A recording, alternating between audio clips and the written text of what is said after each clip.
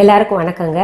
இன்னைக்கு நான் உங்களுக்கு சாம்பார், அதாவது அரைச்சி விட்ட சாம்பார் எப்படி செய்யறதுன்னு சொல்லித்தர போறேங்க, செஞ்சு காமிக்க போறேன். இப்ப பாருங்க, நான் ஒரு குக்கர் எடுத்துட்டேங்க.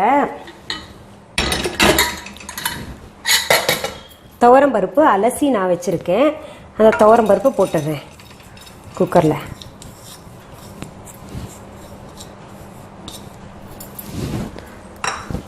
அதுலேயே இந்த 15 சின்ன வெங்காயம் உரிச்சு வச்சுருக்கேன் இல்லையா, அதை போட்டுக்கிறேங்க.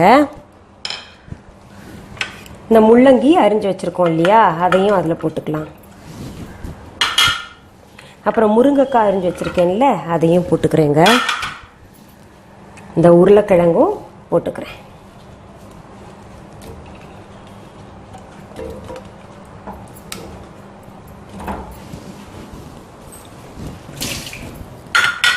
இதை போட்டு மஞ்சத்தூள் போட்டுடலாங்க. மஞ்சத்தூள் போட்டு நம்ம இப்போ பெருங்காயத்தூளையும் போட்டு வேக வச்சிடலாம். தண்ணி ஊற்றி, கொஞ்சம் தண்ணி ஊற்றி வேக வச்சிடலாம். இந்த காய்கறியெல்லாம் மூழ்கிற அளவுக்கு தண்ணி ஊற்றிடணுங்க. பாருங்க, சரியா இருக்கு. இதை நம்ம ஒரு அடுப்பில் ஏற்றிடலாங்க.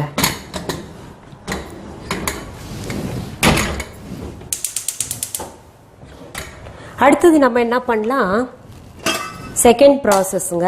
இது செகண்ட் ஸ்டெப் பண்ணணும். நம்ம ஒரு பேன் எடுத்துக்கலாம். பேன் எடுத்து சூடாகட்டும். அது இப்போது நம்ம அடுப்பில் இது வச்சுருக்கோம். இது சூடாயிருச்சு. கொஞ்சம் எண்ணெய் விட்டுக்கலாங்க.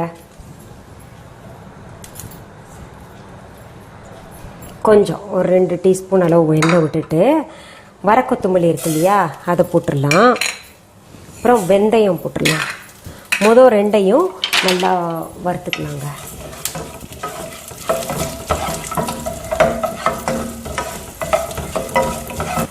இப்போது இந்த வரமிளகாய் போட்டுக்கலாங்க.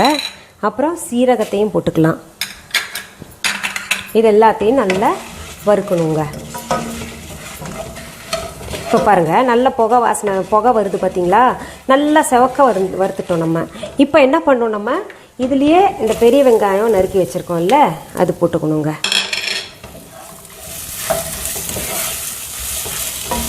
நல்லா ஹோட்டல் சாம்பார் மாதிரி இருக்குங்க. இன்னும் சொல்லணுன்னா அதை விட கூட சுவையாக இருக்கும்னு கூட சொல்லலாம். நம்ம அவ்வளோ நல்லா இருக்கும் இது. இப்போ இதை போட்டு வதக்கலாம். இப்போ பாருங்கள், இந்த வெங்காயம் ஒரு மாதிரி டிரான்ஸ்லூஷன் கலரில் ஆயிடுச்சு. ஒரு மாதிரி பிங்கிஷாக வந்துருச்சு இல்லையா.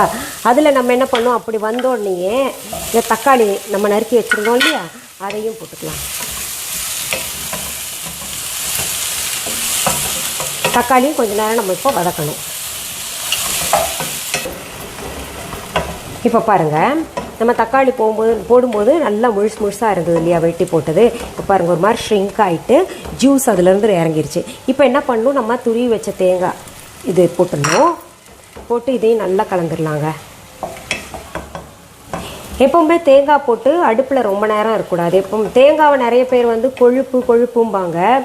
எப்போ அந்த கொழுப்பு இது நல்ல கொழுப்புங்க தேங்காய். ஆக்சுவலாக இன்னொன்று கொழுப்பு சத்தா எப்போ மாறுதுன்னா, நம்ம தேங்காவை அடுப்பில் வச்சு ரொம்ப நேரம் கிளறினா தான் அது கொழுப்பு சத்தா மாறும். நமக்கு போட்டு எப்போவுமே பொரியல்லையும் ஆகட்டும், எல்லாத்துலேயுமே தேங்காய் போட்டு உடனே கிளறி எடுத்துடணும். நம்ம இப்போ தேங்காய் போட்டு இது பண்ணியிருக்கோம் இல்லையா. இங்கே பாருங்கள், இப்போது கொஞ்சம் ஆற விட்டுடலாம் இதை. இப்போ பாருங்கள், நம்ம இது வதக்கி வச்சோம்ல எல்லாத்தையும், அதை இப்போ மிக்சியில் போட்டு நான் நல்லா அரைச்சிக்கிறேங்க. நல்லா கூழ் மாதிரி அரைச்சிக்கணும். அதில் என்ன பண்ணலாம், நம்ம இப்போது இந்த புளி இருக்கு இல்லையா, கரைச்சி வச்சது, அதையும் போட்டுக்கலாங்க. முதல் தான் அந்த காலத்தில் வசதி இருக்காது.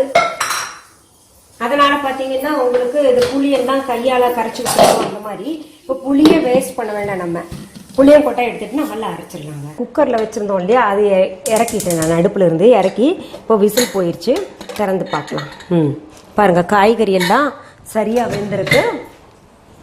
இங்கே பாருங்கள், இப்படி இருக்குது, சரியாக வெந்திருக்குங்க. பருப்பும் வெந்திருக்கு, கிழங்கும் வெந்திருக்கு, முருங்கைக்காய் வெந்திருக்கு, முள்ளங்கி எல்லாம் சரி விதத்தில் வெந்திருக்கு. நம்ம இப்போ அந்த மசாலா அரைச்சோம் இல்லையா, அது எப்படி இருக்குன்னு பார்ப்போம். பாருங்கள், மசாலாவும் நல்லா அரைச்சிருக்கு, கூழ் மாதிரி அரைச்சாச்சு. சரி, இப்போ நான் அடுப்பில் இது வச்சுருக்கேங்க, சூடாகட்டும் இந்த பேன். பேன் நல்லா சூடாயிருச்சுங்க. அதில் நம்ம எண்ணெய் ஊற்றிக்கலாம். சும்மா தாளிக்கிற அளவு ஊற்றினா போகிறோம். கடுகு நல்லா பொரியட்டும்.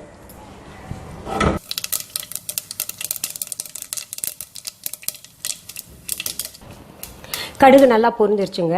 இப்போ நம்ம வந்து அதில் இந்த மசாலா ஊற்றிக்கலாம்.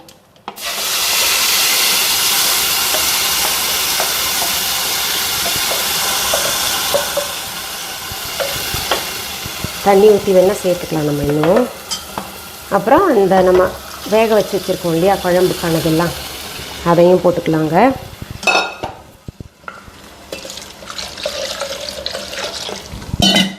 கருவேப்பிலை அதில் போட்டுக்கலாம்.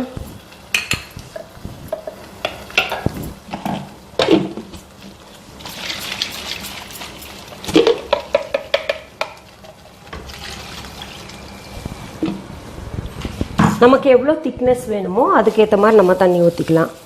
ஏன்னா நம்ம இட்லிக்கு தொட்டுக்க போகிறோம். இதை பாருங்கள், நல்லா கலந்து விட்டுருலாங்க. இதை இன்னும் கொஞ்சம் திக்காகவே இருக்குது, நம்ம தண்ணி வேணால் சேர்த்துக்கலாம்.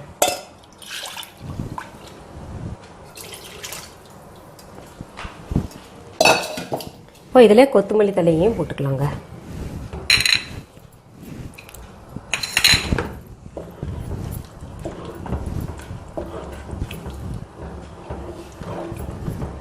கொஞ்சம் உப்பை சேர்த்துக்கலாங்க.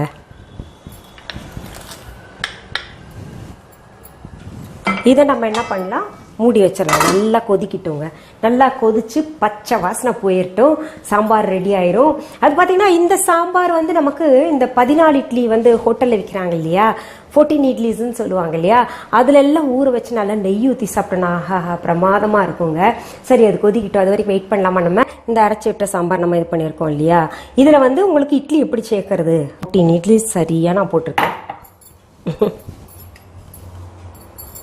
இதில் கொஞ்சம் நெய் விட்டா எப்படிதுமா இருக்கும். ஆஹா, நெய்யும் விட்டுடலாமா?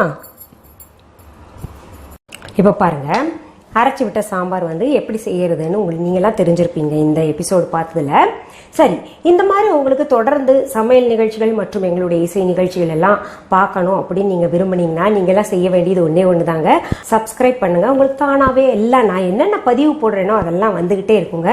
மீண்டும் சந்திக்கலாமா? நன்றி.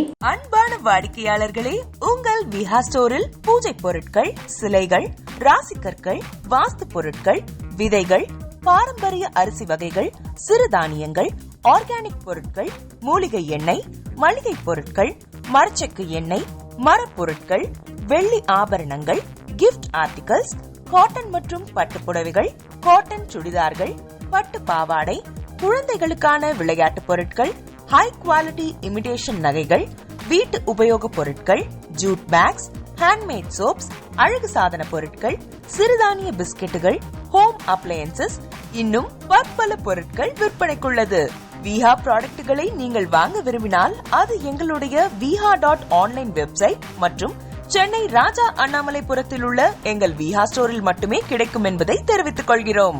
வேறு எந்த ஆன்லைன் வெப்சைட்களிலும் விஹா ப்ராடக்ட்கள் விற்பனைக்கு கிடையாது என்பதை நீங்கள் கவனத்தில் கொள்ள வேண்டும். எங்கள் விஹா ஸ்டோரின் விலாசத்தை கண்டறிய கூகுள் மேப்ஸில் விஹா ஸ்டோர் என்று டைப் செய்தால் வழியை கண்டறியலாம். www.viha.online வெப்சைட்டிலும் விஹா ஸ்டோரின் அட்ரஸ் உள்ளது.